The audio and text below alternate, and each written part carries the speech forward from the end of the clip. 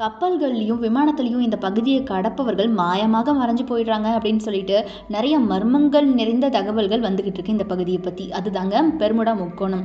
இதனுடைய மர்மமே தீராத பட்சத்தில் இப்போ இதே போன்று மற்றொரு மர்மம் நிறைஞ்ச ஒரு பகுதி பூமியில் இருக்குது அப்படின்னு சொன்னால் உங்களால் நம்ப முடியுதா? ஆமாம், அதுதான் அலாஸ்கா முக்கோணம். அலாஸ்கா முக்கோணம் அப்படிங்கிறது தெற்கு பகுதியில் ஏங்கரேஜ் முதல் ஜீனா வரையில் இருக்கக்கூடிய வடக்கில் உட்யாவிக் புள்ளியில் இணையக்கூடிய முக்கோண வடிவ உருவக பகுதி. ஸோ இந்த மர்மங்கள் நிகழ்கிறது பார்த்திங்கன்னா இந்த 3 இடங்களுக்குள்ளே இருக்கக்கூடிய அந்த நடு பகுதியில் தான், அதாவது முக்கோணம்னு சொல்கிறோம் இல்லையா, அந்த முக்கோண பகுதியில் தான் இந்த சம்பவங்கள் அரங்கேறிட்டுருக்கு. அலாஸ்கா முக்கோணத்தில் 1950 டக்ளஸ் C-54 ஸ்கை மாஸ்டர் இராணுவ விமானம் ஒன்று 44 பேரோட காணாமல் போயிருக்கு. அதற்கப்புறமா ஆயிரக்கணக்கான தன்னார்வலர்களுடைய உதவியோட அமெரிக்கா மற்றும் கனடிய விமானங்கள் தேடுதல் முயற்சியில் ஈடுபட்டாங்க. ஆனால் C-54 விமானம் பற்றியோ பயணிகளை பற்றியோ எந்த தகவலுமே கிடைக்கவே இல்லை அவங்களுக்கு. அலாஸ்கா முக்கோணம் அக்டோபர் 1972 குறிப்பிடத்தக்க கவனத்தை ஈர்த்துச்சு. அமெரிக்கா ஹவுஸ் மெஜாரிட்டி தலைவர் தாமஸ் ஹெல் போக் சீனியர் பார்த்தீங்கன்னா அலாஸ்கா காங்கிரஸுடைய நிக் பேசிக்கின் உதவியாளர் ரசல் பிரவுன் மற்றும் பைலட் டான் ஜான்ஸ் அப்படின்னு சொல்லிட்டு இவங்களெல்லாம் ஏற்றிக்கிட்டு போன விமானம் ஏங்கரேஜில் இருந்து ஜூனாவ் செல்லக்கூடிய வழியில் மாயமாக மறைஞ்சு போயிருக்கு. விமானம் பற்றி ஒரு தடயமுமே இல்லாமல் காணாமல் போயிருக்கு. தேடுதலில் விமானத்துடைய சிதைவுகள் கூட அவங்களுக்கு கிடைக்கவே இல்லை. மற்றொரு முக்கிய சம்பவம் பார்த்தீங்கன்னா 25 வயதான கேரி ஃப்ராங்க் சோதர்டன் முக்கோண நடுப்பகுதியில் வேட்டையாட போயிருக்காரு.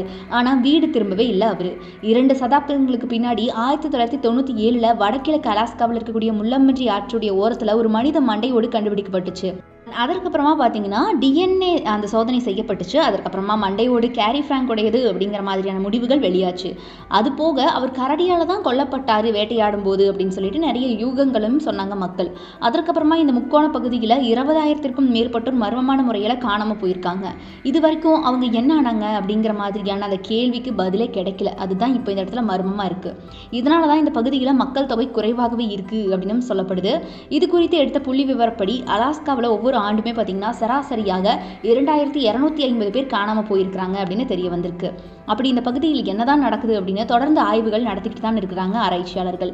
அலாஸ்கா முக்கோணத்தில் அசாதாரண காந்த செயல்பாடு விமானத்தின் பறக்கும் திசையை விட்டு குழப்புவதாகவும் அங்கே வானத்தில் தோன்றக்கூடிய அதிசய ஒளி வீச்சுகள் விசித்திரமாக வானத்தில் செயல்பாடுகள் இருந்து மற்றவங்களை பார்த்தீங்கன்னா இந்த சுழலில் சிக்கி இழுத்துக்குது அப்படின்னு சொல்லப்படுது.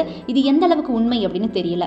அது போக வழக்கமாக அமெரிக்கர்கள் நம்பக்கூடிய வேற்றுக்கிரக வாசிகளுடைய அந்த கதைகளும் இந்த பகுதியில் உலா வந்துக்கிட்டு தான் இருக்குது. அதாவது வேற்றுக்கிரக வாசிகள் இந்த இடத்துல வசிச்சுக்கிட்டு இருக்காங்க, அவங்க தான் இந்த மாதிரியான விஷயங்களை பண்ணிட்டு இருக்காங்க அப்படின்னு சொல்கிறாங்க.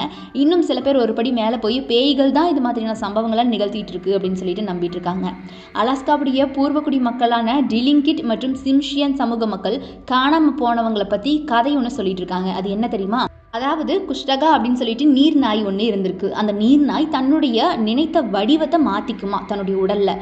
அந்த மாதிரியான ஒரு சக்தி அந்த நாய்க்கு இருந்திருக்கு. விபத்துக்களால் மனிதர்களை பாதிக்க வச்சு அவங்கள சாகடிச்சு அவங்க மூலியமாக தான் நினைத்த அந்த மனித வேடத்தை எடுத்துக்குமா. அவங்கள நடுக்காட்டுக்கு அழைச்சிட்டு வந்து அவங்கள கிழிச்சு தங்களை மாதிரி நீர் நாயாக மாற்றிக்குமா. இந்த மாதிரியான கட்டுக்கதைகளும் இன்றைக்கும் உலா வந்துக்கிட்டு தான் இருக்குது அங்கே இருக்கக்கூடிய பூர்வக்குடி மக்கள் கிட்ட. ஆனால் பாருங்கள், எதனால விமானத்தையே செயல் வைக்குது இந்த பகுதி? ஏன் இத்தனை பேர் காணாம போறாங்க? ஏன் இவங்களுடைய சிதையுண்ட படிவம் கூட யாருக்கும் கிடைக்க மாட்டேங்குது அப்படிங்கிறதுக்கான கேள்விக்கு இன்னைக்கும் பதில் இல்லை. அப்படி என்னதான் இந்த பகுதியில் இருக்குது அப்படின்னு சொல்லிட்டு இந்த அலாஸ்கா முக்கோணத்தை அலசுறதுக்கு பல அறிவியல் ஆய்வாளர்கள் முற்பட்டுட்டு தான் இருக்காங்க இன்னைக்கு வரைக்கும். ஆனாலும் பாருங்க, இதற்கு பதில் என்னமோ 0 தான்.